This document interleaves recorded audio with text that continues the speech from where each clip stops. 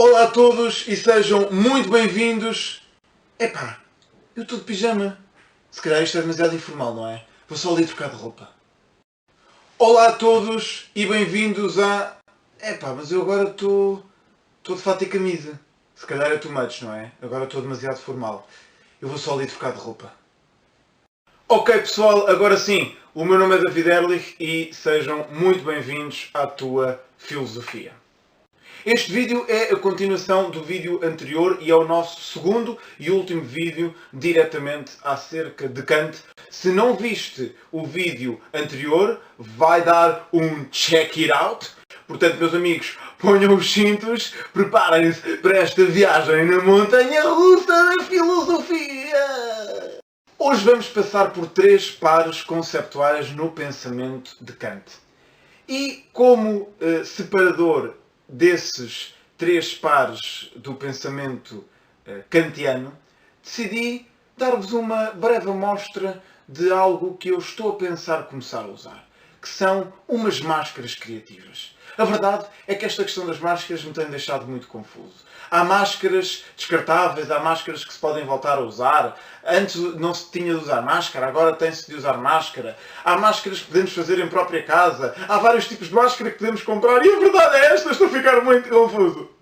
Mas felizmente descobri umas máscaras cá em casa. Estou a usar o meu velho iPhone 4, portanto espero que isto corra bem. A primeira máscara que vos quero mostrar é uma máscara que é só para quem respira pelo nariz. Portanto, esta máscara tem uma alta tecnologia para atar. E agora, sem mais demoras, vamos compreender a diferença entre o imperativo categórico e o imperativo hipotético.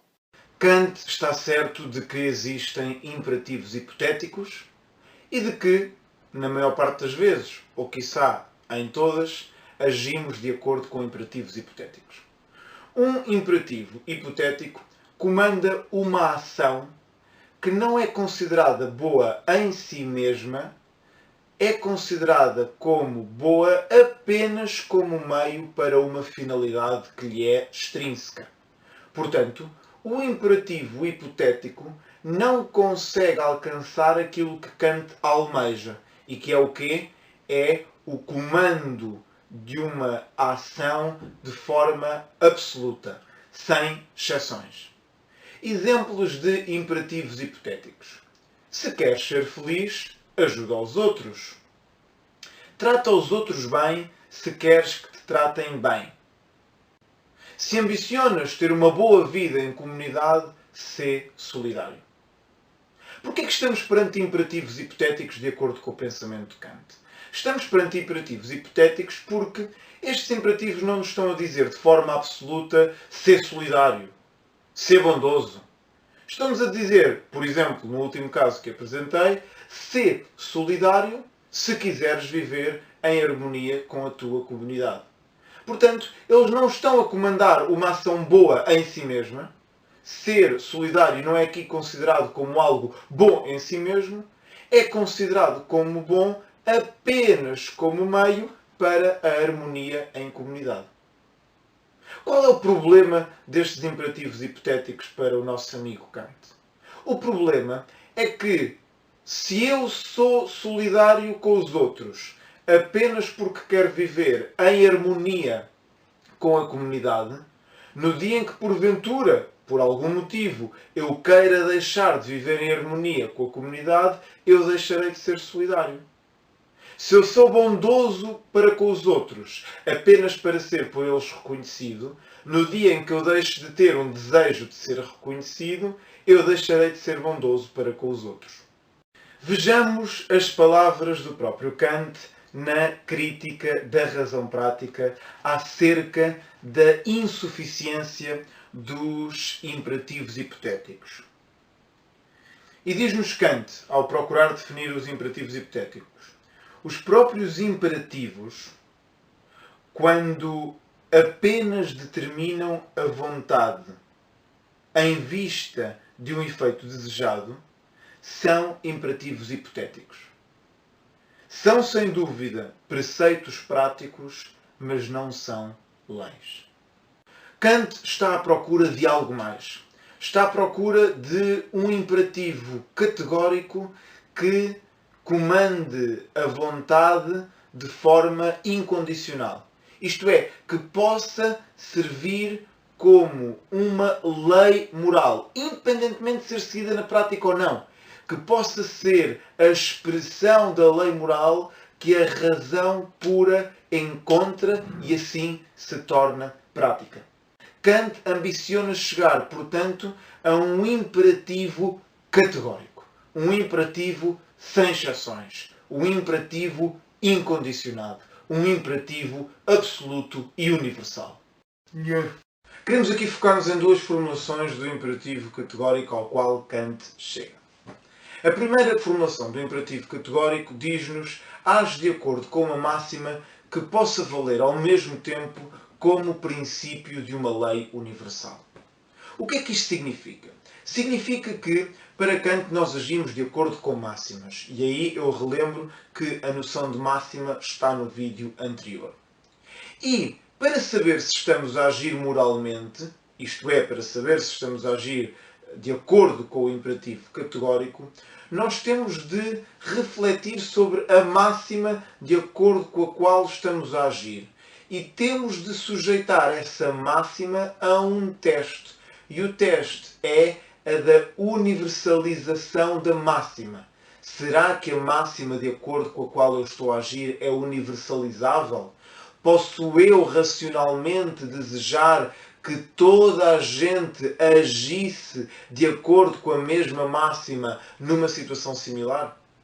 Portanto, pensemos que eu estou a ajudar um sem-abrigo porque estou a passear com uma amiga e sei que ela ficará muito impressionada se eu ajudar um sem-abrigo. Para Kant, essa máxima não é universalizável. Porque se todas as pessoas agissem do mesmo modo, isto é, se todas as pessoas só ajudassem os outros quando têm interesse nisso, em muitos casos deixaria de haver ajudas que são necessárias.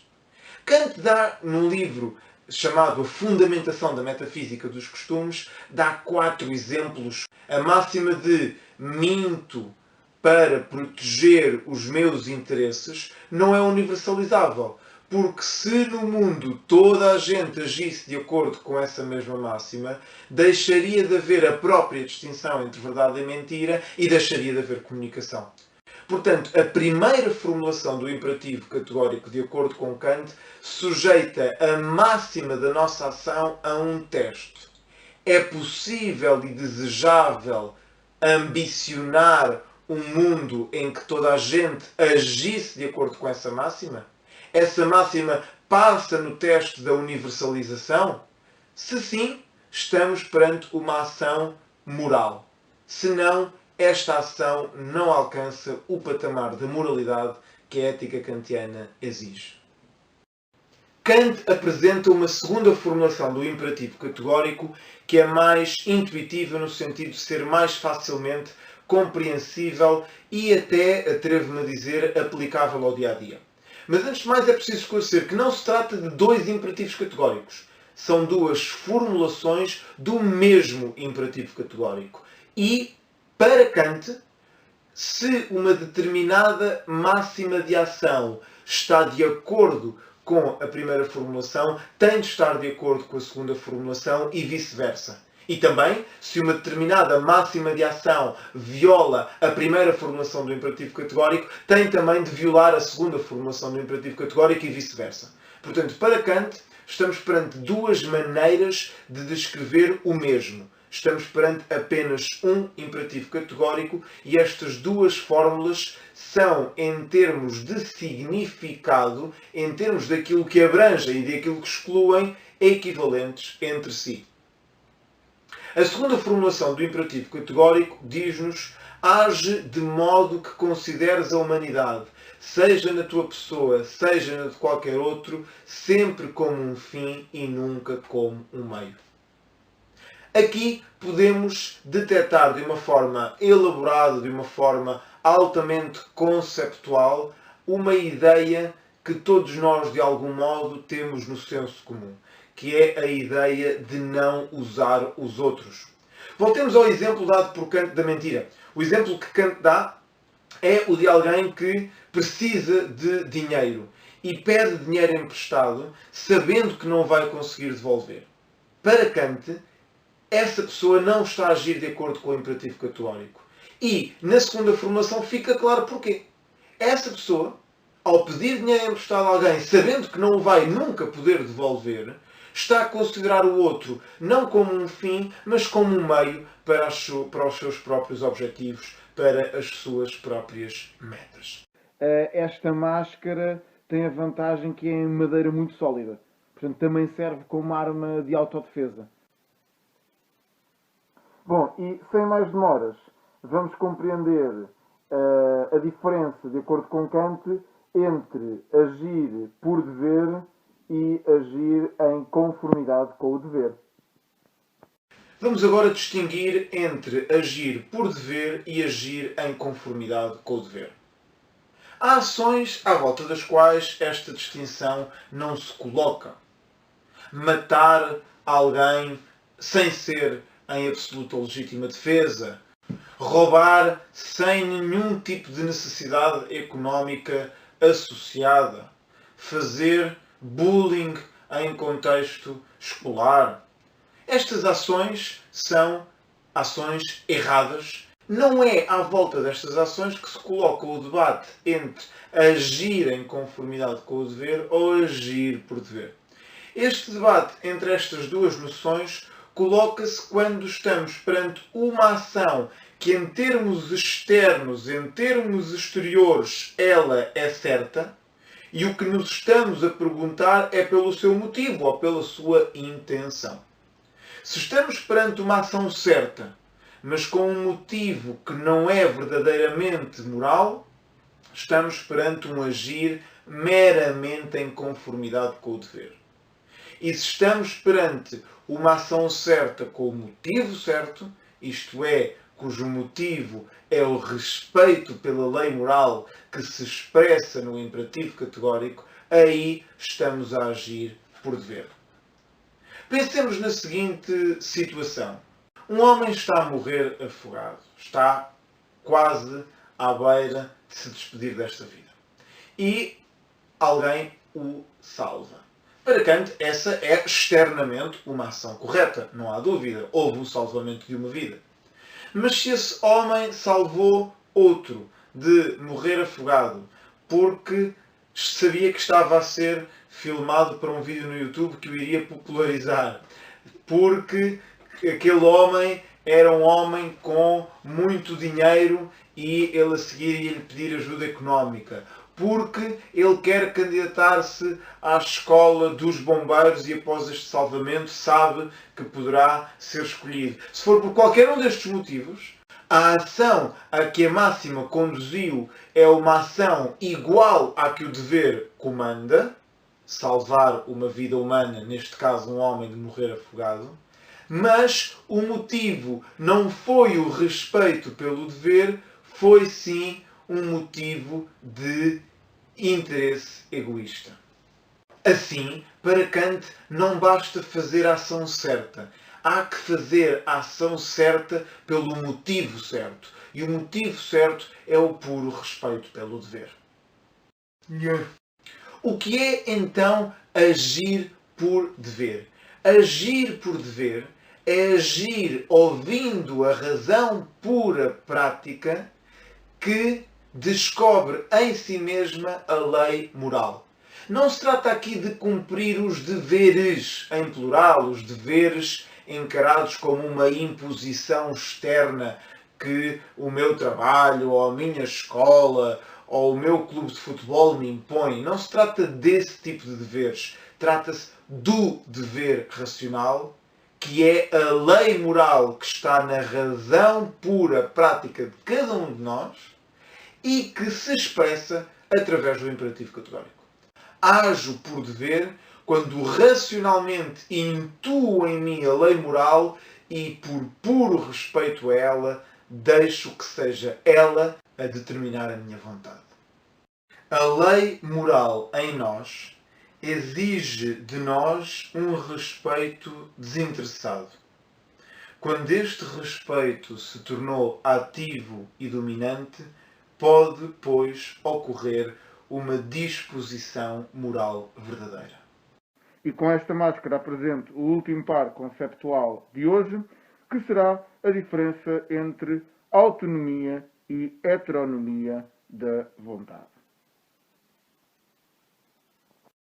Autonomia e heteronomia da vontade. Auto é de si para si mesmo. Hetero é o diferente, o outro.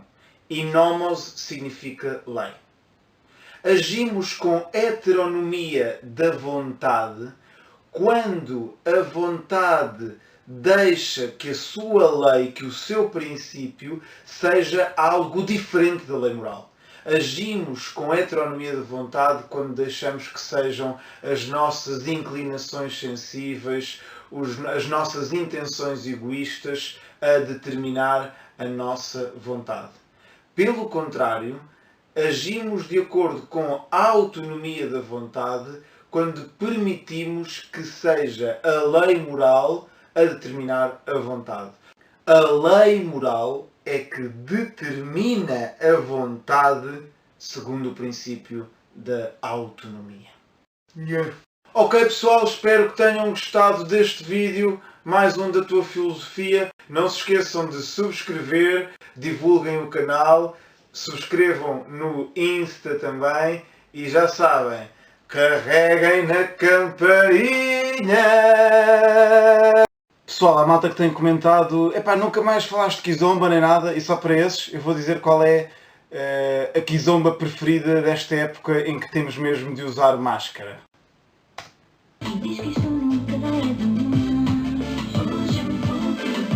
Vou-te usar máscara.